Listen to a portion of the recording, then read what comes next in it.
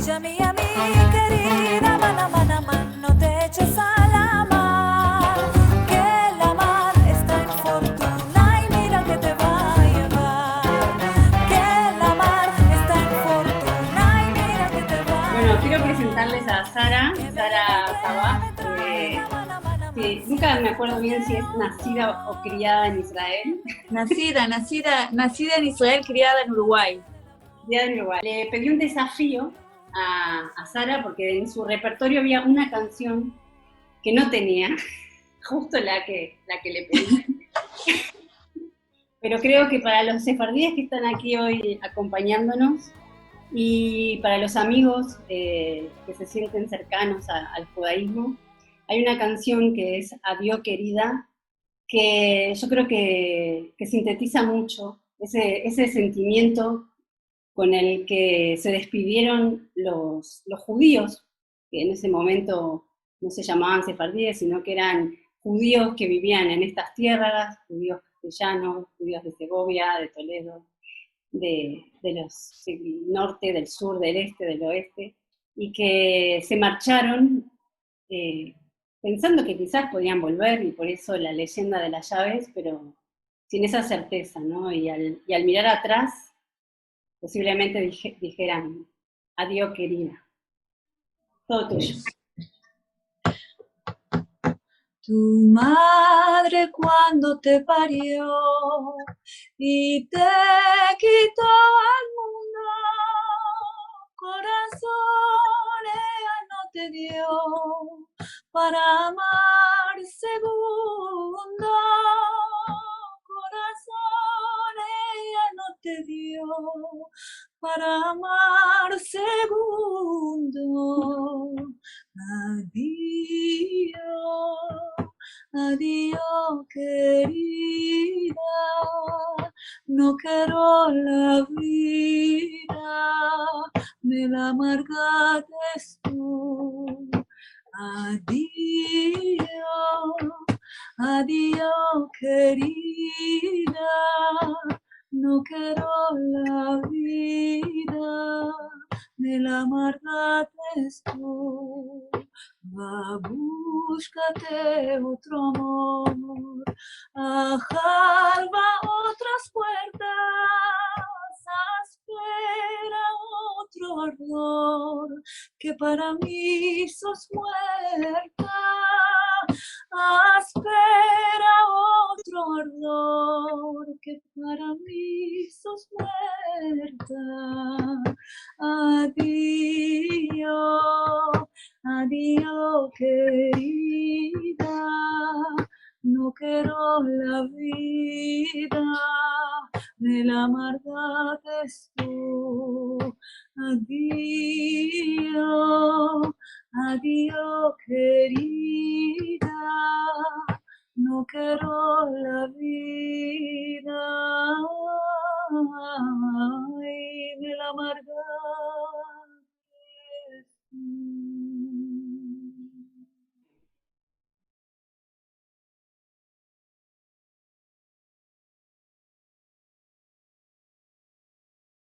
Vámonos al final de lo que ha sido casi 1000 años, ¿no? de la vida judía en España, como fantásticamente lo han explicado Pepa y Milton. Realmente la conclusión final de todo lo que hoy hemos escuchado es que la población española y portuguesa, y se ha comprobado a través de los exámenes de ADN, tienen mucho de judíos, ¿no? Realmente el ADN judío está presente en los pobladores de aquí, porque no olvidemos que ya desde 1391, cuando suceden los primeros ataques a las juderías, comienzan en masa lo que son las conversiones, las primeras conversiones. Y hasta 1492, o sea, son 99 años, dicen que no hay mal que dure 100 años, pues aquí tenemos 99 años, de los primeros ataques hasta la expulsión, desde 1391 hasta 1492, donde la población judía se convierte, y ya en la expulsión, digamos, no fue el total de la gran cantidad de judíos que vivieron la península los que finalmente salen de aquí. Y es una historia, la historia de la salida de los judíos, de la cual hoy, 31 de julio, estamos conmemorando, y por eso hoy es un día tan especial para todos nosotros.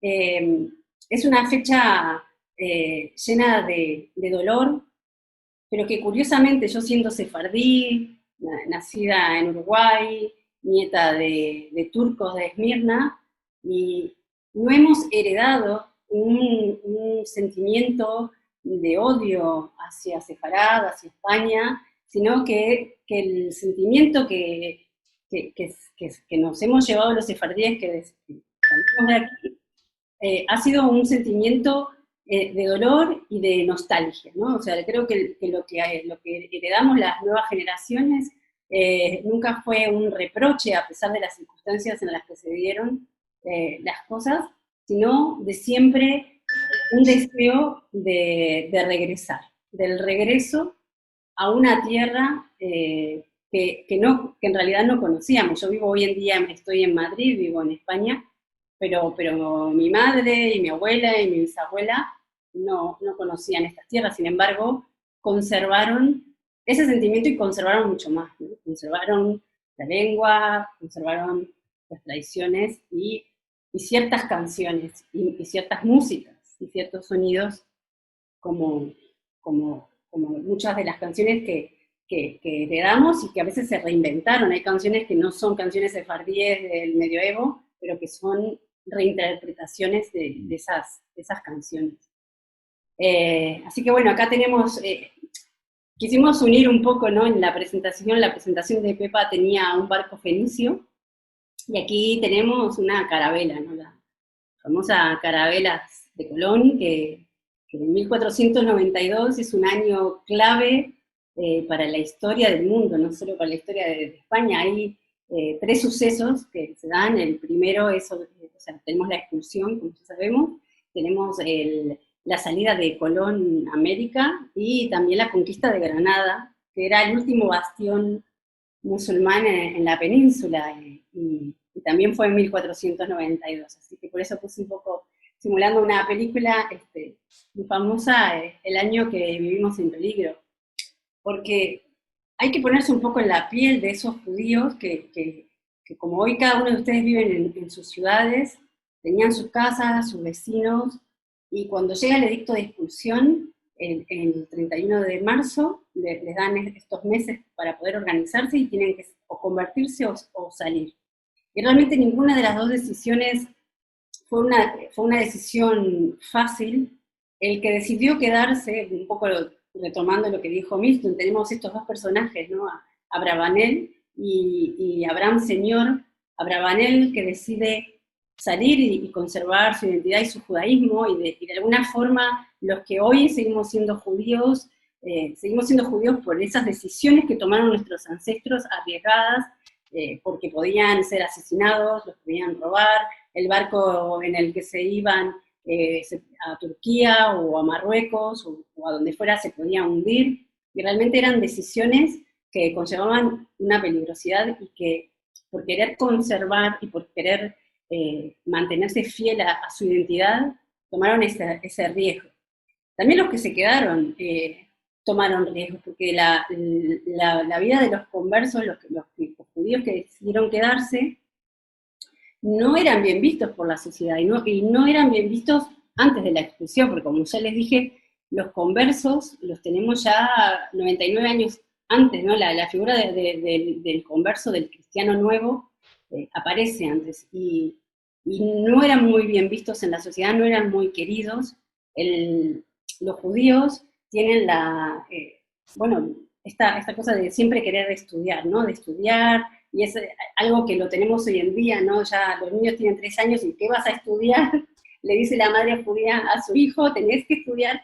Y esto también lo teníamos en la Edad Media. Los niños iban a estudiar, leían, aprendían idiomas, y esto daba una ventaja en la sociedad de esa época, lo cual muchas veces les permitía estar cerca de los reyes y ser embajadores, como fue Hassan Jamrut, por ejemplo, que ya fue citado, porque tenían este conocimiento, también el conocimiento de la matemática, que le daba un conocimiento comercial. No era casualidad que los judíos tuvieran estas posiciones cerca de los reyes, era producto del estudio.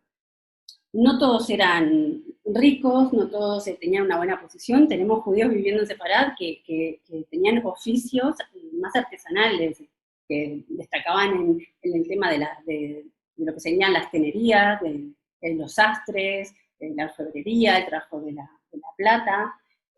O sea, desarrollaban también otras labores que eran más artesanales. O sea, que la idea de que todos los judíos que vivían en España eran ricos tampoco es real. Entonces, bueno, lo que en resumidas cuentas, tenemos estos dos personajes resumidos en Abravanel y en Abraham Señor, el que se convierte y el que se va. Y viviendo en España, tenemos muchos casos de personas que se reencuentran, siendo hoy Pérez, o siendo hoy de apellidos toledano, pero no toledano judío, toledano no judío, o apellidos que resuenan un poquito a origen judío, que realmente al final descubren que sí, que tienen un origen judío y que hacen todo un proceso de reencuentro con sus raíces, o porque lo sienten de alguna forma extraña en su alma, o porque en su casa había una tradición que se hace de que todos los viernes encendían 2 velas y no sabían por qué, y al final descubren que eso es una tradición judía, o porque cuando alguien se muere en la familia cubren los espejos y no sabían por qué lo hacían, y luego descubren que es una tradición judía, y así, tirando del hilo, terminan descubriendo que sí, que vienen de familias. Y eso es un hecho bastante único en España, de muchísimas personas, pero muchísimas personas, que sienten un despertar y una reconexión con ese pasado. Bueno, la canción esta, ¿no?, de Nino Bravo, ¿no?, que decía un beso y una flor, ¿no?, ligero equipaje para tan largo viaje, porque realmente cuando salieron no podían llevarse dinero, no podían llevarse propiedades, tuvieron que malvender sus casas. Esto es, lo que vemos ahí es una copia facímil de lo que es el decreto de expulsión. Si alguno está interesado, en el archivo de Toledo tienen todo digitalizado, lo que son los documentos vinculados con Isabel. Lo que vemos ahí es la firma de Isabel la Católica, y del rey, yo, la reina, así firmaban, de puño y letra. Tuve el privilegio de estar en el archivo de Toledo y verlo, y tenerlo en mis propias manos, no el edicto de expulsión, pero un documento vinculado al edicto de expulsión donde se resumía en las condiciones en que los judíos tenían que salir de Castilla, y realmente ver la firma de los reyes es algo que impacta y que revela lo rotundo que pudo haber sido en ese momento de la historia, ¿no? Y un camino lleno de incertidumbre.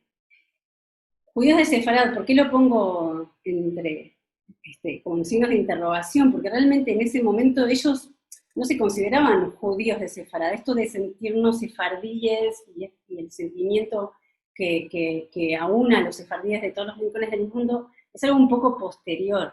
Realmente cuando ellos vivían aquí, eran judíos castellanos, o judíos aragoneses, o judíos de Cataluña.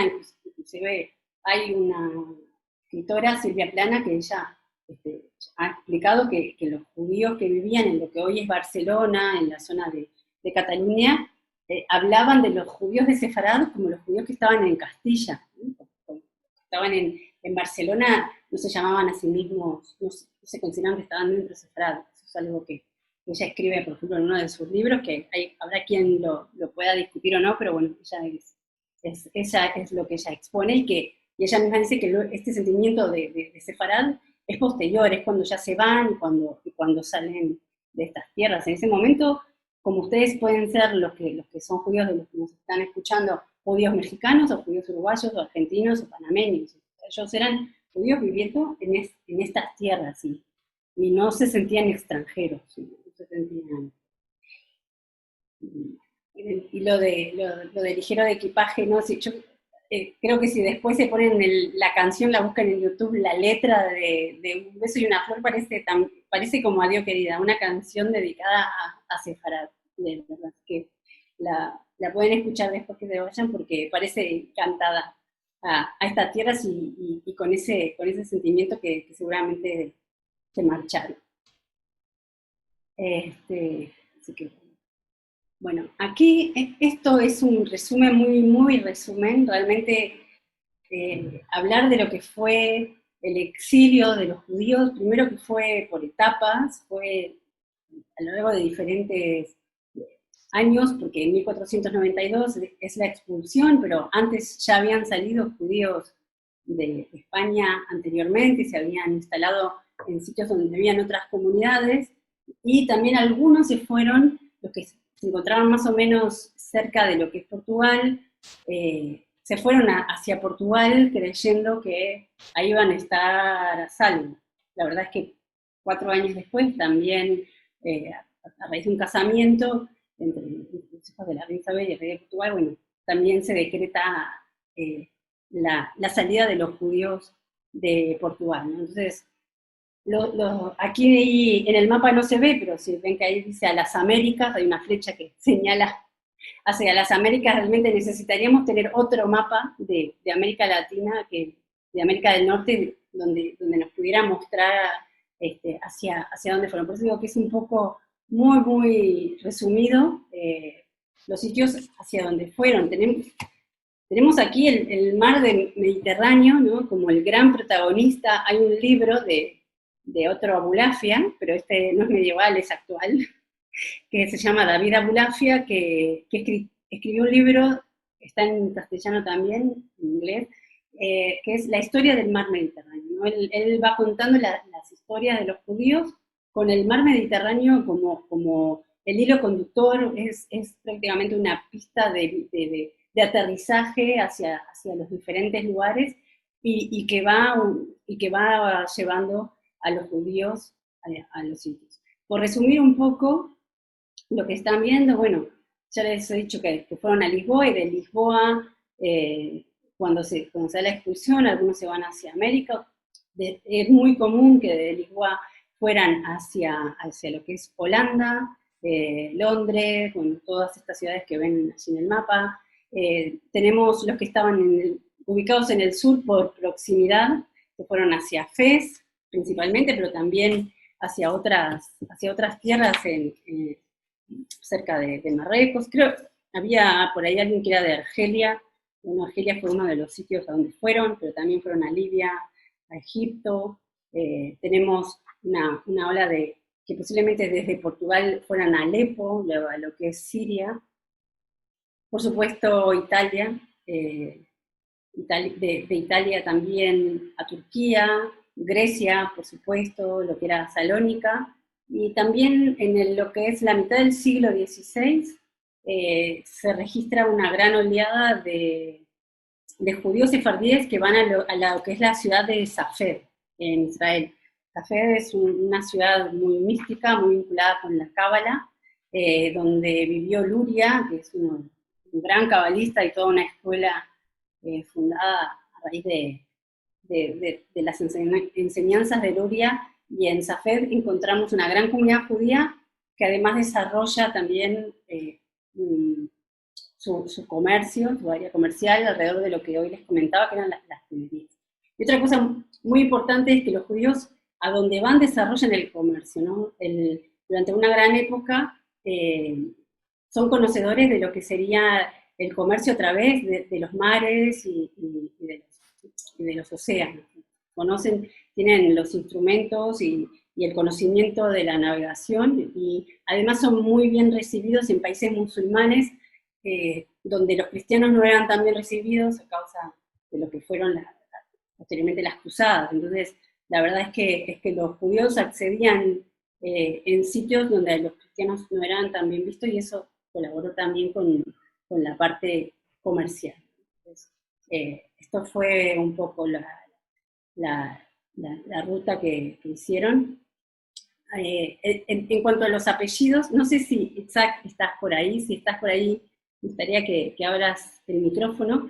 Itzhak Ben Abraham es un gran conocedor de lo que son los apellidos de origen sefardí. Bueno, he puesto una sonrisa al lado del mío, obviamente. Pero he puesto algunos ejemplos de lo que son apellidos que vamos registrando en las diferentes zonas, ¿no? En Argentina, en Panamá, hay apellidos que son claramente italianos, apellidos que cambian, como Pardo y Brown, que primero es Pardo y cuando llegan a Estados Unidos, esta es una anécdota que cuenta Itzhak, dice Pardo y no le entienden, y entonces se señala algo que tiene de color marrón, y en Nueva York, en la isla, cuando lo reciben, como se señala lo marrón, le dicen Brown y le cambian el apellido de Pardo a Brown, y así van cambiando la historia de los apellidos, y bueno, así tenemos diferentes. A ver si está Itzhak. Hola, Alejandra. Ahí está. Ya me asusté, digo, se me fue. No. Bueno, Itzhak es el director de esta dirección que ven aquí, sefardíes.es, y tengo aquí un regalo muy especial que me hizo en su momento. Me regaló, esto es lo que sería la historia de mi apellido, es algo que él le da, ahora nos contarás de qué se trata esto, pero bueno, tengo mi certificado de sefardí otorgado por el centro que dirige Itzhak, un gran conocedor de los apellidos. ¿Y existen apellidos sefardíes o no? Buenas tardes a todos. Shalom desde Sefarat, para los que están fuera de España y de Italia y de Portugal. Yo, antes de empezar, quería primero darte las gracias porque me has llamado 5 minutos antes de empezar y me has dicho, te daré paso para que puedas hablar, con lo cual te lo agradezco mucho, pero al mismo tiempo me dejas al último, que es del que la gente se recuerda, con lo cual tendré mucho cuidado en no meter la pata. Después de oír a Milton, de oír a Pepa y de oírte a ti, Alejandra, es difícil ya poder decir algo que enganche a la gente, pero los apellidos sí enganchan. Habéis hablado del mar Mediterráneo. Yo siempre he tenido la idea, y en una conferencia que di en Tel Aviv en el año 2012, se titulaba Mare Judeorum, porque el mar Mediterráneo es el mar donde el pueblo judío seguimos resistiendo después de tantos miles de años. Ninguna otra de las civilizaciones o pueblos que han existido, ni los egipcios, ni los griegos, ni los romanos, ya no existen. Nosotros seguimos existiendo a pesar de todo. Y volviendo al tema de los apellidos por el que me has llamado para que yo pudiera intervenir, que te agradezco muchísimo, te diré que hay una idea errónea en el tema de los apellidos judíos, o sefardíes, mejor dicho. Toda la gente piensa los apellidos de colores, los apellidos de poblaciones, los apellidos de... Todo el mundo quiere ser judío ahora, todo el mundo quiere ser sefardí. En la investigación de los apellidos, sobre todo, se ha puesto ahora muy de moda con el tema de la nacionalidad para los sefardíes, tanto por el gobierno español, que ya ha terminado, y bueno, está dando unos coletazos de los que tenían que presentar documentación pendiente, pero en Portugal todavía se puede hacer. Ha despertado un gran interés. Y nos topamos con una serie de circunstancias, y es que apellidos sefardíes como tales prácticamente no hay. Hay muy poquitos. Habéis hablado antes de Málaga, y es uno de los apellidos. Yo estoy enamorado de muchos apellidos. Yo he trabajado en el tema de la nacionalidad, asesorando con los informes sobre temas de apellido, varios miles, de hecho, sobre todo para los que querían el pasaporte español. Por cierto, que el pasaporte español ahora es la llave que nuestros abuelos se llevaron, porque es lo que nos permite volver a España. El tema de los apellidos, como decía, hay muy pocos. Málaga, volviendo a la ciudad, es uno de los que yo estoy enamorado. El apellido Malcá, que es el que se refiere a la ciudad de Málaga, es de aquellas personas que vivieron o nacieron en Málaga y que en el exilio se lo llevaron como apellido, pero también se usa como nombre Malcá, y Malcá como nombre todo el mundo sabe que es reina, es el femenino de Melech, rey. Por lo tanto, tenemos que diferenciar cuando es Malká nombre o Malká apellido. Hay otro apellido que también es sefardí, que es Abad, que Abad es el acrónimo de Ad-Beddin, que es el presidente o el juez del tribunal rabínico. Verdugo, con B alta o B de Barcelona, no con V. Verdugo es el retoño en la rama, y se ponía normalmente cuando una familia había perdido a un hijo y tenía otro hijo, le ponían el apellido Verdugo porque era como el renacer de esa rama, de ese árbol familiar a través de ese nuevo hijo. Buen día. Para la gente que ha viajado por todo el mundo, sobre todo los que han viajado de España a América, a veces se llama la atención de que en España todo el mundo dice buenos días. Cuando saluda por la mañana dice buenos días, por la tarde buenas tardes o por la noche buenas noches. En Latinoamérica o en Hispanoamérica es buen día.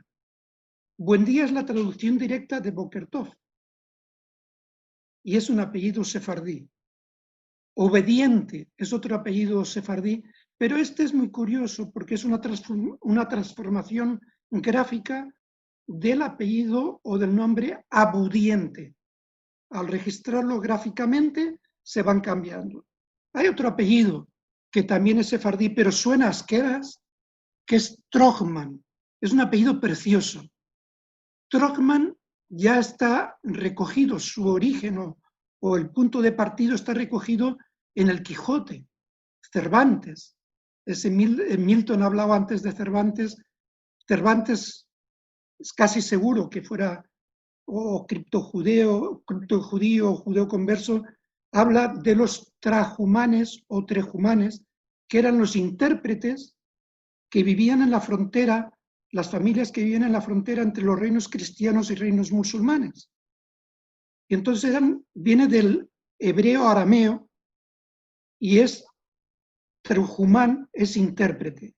Entonces, cuando la expulsión de 1492, que hoy hacemos el recuerdo en el día en el que estamos, cuando se van, casi todas las familias traductoras que había en esa zona se van a Orán. Y en Orán, al empezar a registrarlos, les dicen cómo te llamas o qué profesión tienes. Entonces dicen Trujumán o Trajumán, y las personas que registran nunca habían oído ese nombre. Por lo tanto, el sonido que les produce lo derivan a Trogman. Cuando el cardenal Cisneros conquista Orán, los Trogman o Trajumanes de Orán se van a Marruecos. Cuando los árabes vuelven a conquistar Orán, los de Marruecos vuelven a ir a Orán. Todo eso hace que las grafías a la hora de registrar los nombres se descompongan, se compriman, se alargan, dependiendo del sonido y de quién lo registra. También tenemos que tener en cuenta otra cosa que es muy interesante, y es que cuando se produce la expulsión, había ya muchos judeoconversos en España. Y esos judeoconversos a veces habían adoptado apellidos. Cuando se produce la expulsión, hay judíos que salen de España que no tienen apellidos, sino que se llaman hijo de Abraham, hijo de Judá, hijo de lo que fuera el nombre, y van adoptando como apellido el lugar de procedencia. Porque cuando se reúnen, por ejemplo, en el puerto de Nápoles, que es donde arribaron muchos de ellos, ¿tú de dónde vienes? Pues yo vengo de Zamora, yo vengo de Barcelona, yo vengo de Madrid, yo vengo de Valencia, yo vengo de Sevilla, y van adoptando eso como apellido. Luego hay otros apellidos que se forman, por ejemplo, en Italia hay una ciudad que está justo al norte del tacón de la bota de Italia, que es Taranto. Y hay muchos de ustedes habrán oído o conocerán a judíos que llevan de nombre Taranto. Eran judíos españoles que desde Nápoles o desde Roma llegaron a Taranto, y un siglo y medio después de Taranto van a Turquía, a lo que ahora es Turquía, el Imperio Otomano. Y después, desde el Imperio Otomano, a finales del siglo XIX, principios del XX, pues emigran hacia distintos países de América. Volviendo al origen o a la forma de componerse los apellidos, el negocio más importante por el rendimiento económico que tenía en el siglo XVI era el de falsificador de documentos. ¿Por qué digo esto? Porque las familias que se habían quedado como judeoconversas en España, queriendo disimular su procedencia para evitar la Inquisición, pagaban lo que fuera para que alguien les hiciera un certificado, una partida de nacimiento, con unos apellidos que no tuvieran nada que ver ni con ellos ni con la familia de donde venían. Es decir, alguien que vivía en Oviedo y se trasladó a Valencia, se ponía de apellido Málaga, o se ponía de apellido Rubio, o se ponía cualquier otro apellido que hiciera desaparecer la información previa a su familia. Y con esos certificados y con esos apellidos ya puestos, luego fueron saliendo, porque gente o familia criptojudía española siguió saliendo de España hasta principios del siglo XVIII. Se fueron hacia Burdeos, de Burdeos a Ámsterdam, y de Ámsterdam para América muchos de ellos, otros para Inglaterra, para Londres fundamentalmente, pero muchos para América. Es decir, el apellido no distingue a la persona como sefardí. Y yo siempre pongo un ejemplo. Si tenemos un médico que se apellida, por ejemplo, Sánchez, no quiere decir que todos los médicos se apelliden Sánchez. Y tampoco quiere decir que todos los Sánchez sean médicos. Es decir, hay que averiguar la historia familiar de cada persona hasta ver qué documentos podemos encontrar para ver si realmente descienden o descendían sus ancestros de judeoconversos o de judíos. Es un trabajo muy bonito, es un trabajo al que le he dedicado los 5 últimos años y la verdad ha sido precioso porque he descubierto cosas increíbles. El apellido con el que más he trabajado ha sido Cohen, pero el segundo es Herrera, no tiene nada que ver. El tercero es Calderón, el cuarto es Jorge, el quinto es Leví, pero luego hay Pardo, Mendoza, Pinto, Romero, Salas, Gómez.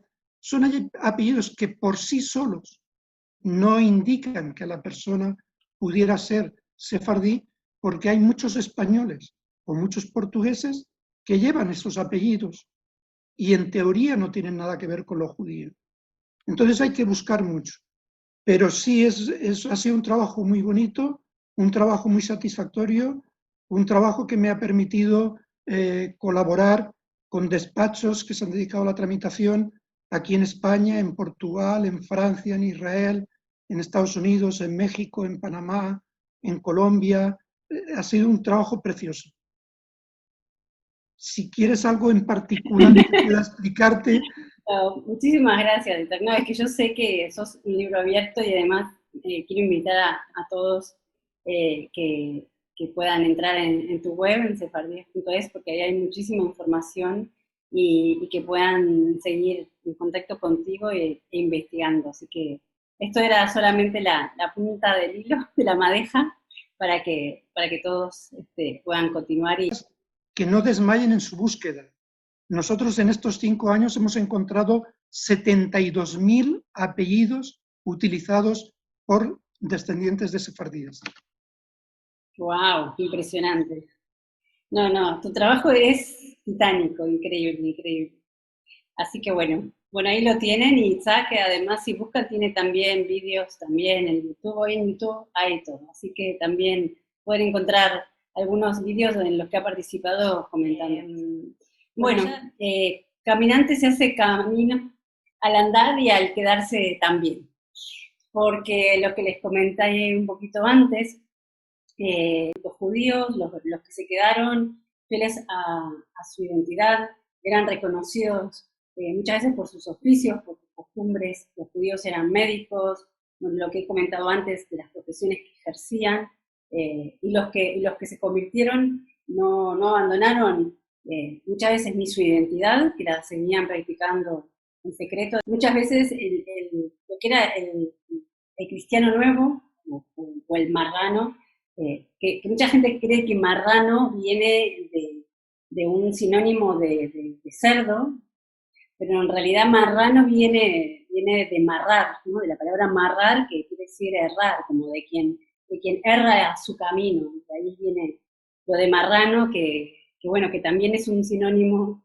de cerdo que no comen los judíos, pero bueno, ahí hay un poco de confusión histórica, lingüística con el término. Y bueno, los cristianos nuevos no fueron aceptados, y muchas veces dentro de lo que es Cervantes, que se mencionó antes, hay escenas donde se refleja ese malestar que provocaban los cristianos nuevos. Y al final, uno no puede abandonar quién es de la noche a la mañana. Por más que uno se convierta, las tradiciones, lo que es, se siguen manteniendo en el corazón y en los oficios.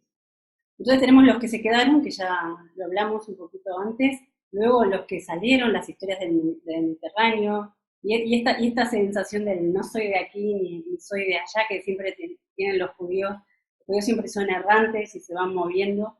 Uno puede tener un padre de un país, un abuelo de otro país, un bisabuelo de otro país, y un hijo que nace en otro país, y un nieto que nace en otro país. O sea, esto es algo bastante común dentro del pueblo judío. Hay un humorista argentino que lo resume diciendo que a los judíos no los dejan salir de donde se quieren ir, y que los echan de donde se quieren quedar, ¿no? Que a veces sucede un poco esa dicotomía. Bueno, a la señora que tenemos aquí es mi bisabuela Estrella, que nació en İzmir, en Turquía, con su marido, que murió muy joven, y bueno, ella, el camino un poco que contó Isaac, ¿no? A veces cuenta tu historia y contarás la historia del mundo. Obviamente mi familia salió de España, el apellido, tenemos uno de nuestros apellidos del lado materno, que es Cuneo, es una ciudad italiana, y que creo que se enlaza con lo que dijo Isaac, ¿no? De que borraban un poco la huella histórica de su pasado y tomaban el nombre del pueblo. En este caso es un pueblo italiano, se queda en línea directa con Barcelona, se desplaza directamente, y luego a Izmir, y de Izmir a Uruguay, ¿no? Yo estoy viviendo aquí, ¿no? en el círculo. Y luego también tenemos los que se fueron en los barcos. Sabemos, a ciencia cierta, que muchos conversos se fueron a América Latina en los barcos de Colón, no solamente dentro de lo que era la tripulación, sino también parte de lo que fueron los que lo acompañaron. Me gustaría ahora, Pepa, que en 3 minutos nos relates este punto de judíos viajando con Colón en los barcos. Sí. Bien, bueno, realmente lo que estuvimos comentando es que no sabemos a ciencia cierta si Colón tenía el origen judío converso. En muy alta probabilidad sí, pero no está todavía a 100% demostrado. Pero lo que sí está muy claro es que el proyecto de Colón, la aventura de Colón, fue un proyecto y una aventura judía. Eso es obvio. En primer lugar, por todos aquellos personajes, sobre todo judeoconversos, que estaban en la corte de los reyes. Tenemos a un judío que fue un gran astrónomo, que fue Abraham Zacuto, y él va a ser un valedor de Colón, porque en principio no le creían mucho, la reina desconfiaba, ¿no?, de ese cartógrafo, y decía, vale, será capaz de ir para allá, pero a lo mejor no vuelve, en fin. Y va a ser Zacuto quien va a ser de garante y de aval, ¿no?, de la figura de Colón. Además, le va a proporcionar el calendario perpetuo, que va a ser ese instrumento que él va a llevar de navegación, y que, por cierto, tenemos la copia con las anotaciones de Colón aquí en Sevilla, en el Archivo de India. Bien, entonces, por otro lado, le van a socorrer también y le van a ayudar los frailes que están en el monasterio de la Rábida, y que van a ser Fray Juan Pérez, que también son de origen, él también tenía origen judío converso, y fue confesor de la reina, y el que le consigue la última entrevista cuando ya Colón dice, ya estoy cansado, 6 años tratando de conseguir financiación y no hay manera, a mí no me echan cuenta, ya me rindo. Y entonces fue este fraile de allí, de la Rábida, que le dijo, no, no, yo te busco una entrevista con la reina, y ahí fue cuando convencieron a la reina. Al final, y a la reina la convencen, por fin, pero dice, vale, pero yo no tengo dinero. Y entonces ahí va a estar Luis de Santángel, que va a ser ya judío converso, era el tesorero del rey, Fernando, y él va a decir, no, majestad, pongo el dinero. De manera que, además de Luis de Santángel, también va a estar financiada la gesta por Isaac Abravanel, que era un financiador y un consejero, después se tuvo que ir, pero él fue el que paga el sitio de Granada, fue financiado en gran parte por Isaac Abravanel, además de Abraham Senior, que fueron los dos grandes rabinos y personajes judíos importantísimos. Y bueno, pues entre Isaac Abravanel, entre Abraham Senior, que también puso dinero, y con Luis de Santángel, además de otras aportaciones, esa fue la financiación, de manera que también la financiación fue judía. La tecnología, como he dicho, el calendario perpetuo y las cartas de navegación de los hermanos, de los Cresques, de Yehuda, de Abraham y Yehuda Cresque, padre e hijo, no hermano. De modo que está claro, también se dice que, claro, es mucha casualidad, ¿verdad?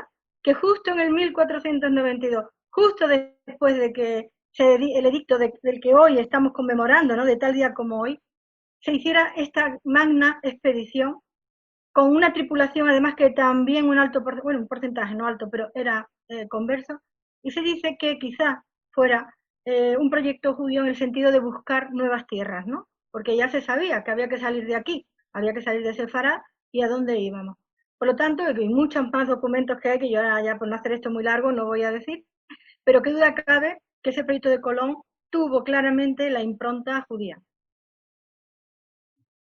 Muy bien, muchas gracias por tu aporte. Quería que lo contaras tú, que lo haces fantástico. Y bueno, y aquí recomendar un poco un libro de un autor argentino, La gesta del marrano. Es un libro fantástico que nos relata lo que fue el largo brazo de la Inquisición, porque realmente los conversos, los judíos que llegaron a América, a Brasil, sobre todo a México, a Perú, con todas estas tierras, creyeron estar a salvo de lo que fue la Inquisición, y sin embargo tenemos autos de fe que ocurrieron en estas tierras, y en esta novela, una novela histórica de Marcos Aguines, se relata lo que fue la Inquisición en América. Bueno, la verdad que nos está quedando muy poco tiempo. Esto era una línea de tiempo un poco para repasar, ¿no? lo que estamos hablando. Así que bueno, y también un poco entender, esto todo ya lo abordamos, y entender por qué los judíos también terminan en Turquía, ¿no? Los judíos llegan a Turquía cuando empieza el Imperio Otomano, que son muy bien recibidos, y terminan saliendo de Turquía cuando cae ese imperio a comienzos del siglo XX, y que nos seguimos moviendo. No me voy a explayar mucho por un tema de tiempo, pero era un poco un mini resumen de lo que comentó Isaac, ¿no? La ley de... Estamos en conexión, Isaac, estamos en la misma línea de pensamiento, porque realmente para mí también esta ley de las nacionalidades, la llave que vuelve a abrir la Casa Sefarad. No vamos a entrar en temas políticos de por qué se hace, por qué no se hace, pero para mí es muy importante, como sefardí, esta restitución histórica, esta forma tan abierta de poder volver a recibir a los sefardíes, que como dijo una vez el rey, esta es nuestra casa. El rey anterior y el rey actual dijo: ¿cuántos echamos de menos? En una frase, en un discurso que dio, ¿cuántos echamos de menos? Creo que resume un poco esa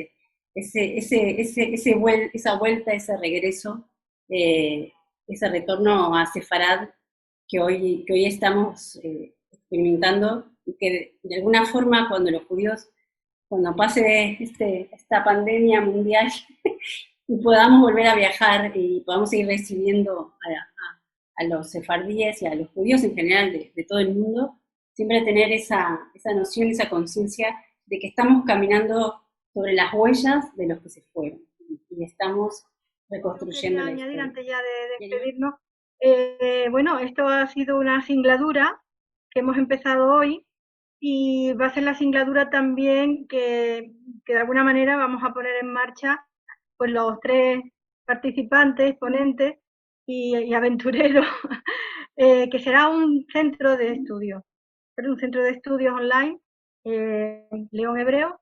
Todavía estamos ahí muy al inicio, pero queremos aprovechar para decirlo, que esto ha sido un pistoletazo de salida y la verdad es que no mejor día que hoy. Y agradecer a todos y por supuesto agradecer y decir de nuevo que para mí esto ha sido maravilloso, tener a Milton, tener a Alejandra y teneros a todos vosotros, a los que estáis, a los que habéis estado, ha sido un éxito. Vamos a abrir una serie de canales y vamos a dar publicidad para todo lo que se haga en el Centro León Hebreo y para todo lo que sigamos haciendo de actividades, por supuesto. Y todo lo que podamos averiguar, porque ahora esta nueva singladura va de restituir en el sentido de difundir, de investigar, de conocer esa historia, y nosotros aspiramos a de alguna manera ir llenando ese hueco y esperamos hacerlo con todos vosotros, con la ayuda que podamos recibir, y por supuesto con la inestimable colaboración de Milton Cohen Enríquez y de Alejandra Bulafia, y ahí vamos, a ver.